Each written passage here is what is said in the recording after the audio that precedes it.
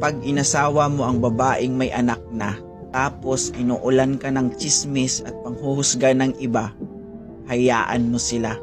Dahil walang masama ang bumuo ng pamilya na sinira ng iba.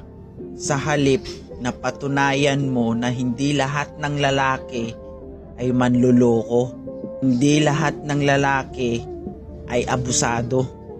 Patunayan mo dun sa babaeng kinakasama mo, pinahay mo, at higit sa lahat, sa babaeng minahal mo, na seryoso ka at totoo kang tao. Kung hinuhusgahan ka man nila, hayaan mo sila. Hindi naman sila ang makakasama mo, kundi yung taong minamahal mo. Alam mo kung bakit madalas silang nanghuhusga? Isa lang ang dahilan, walang iba, kundi yung naiinggit sila.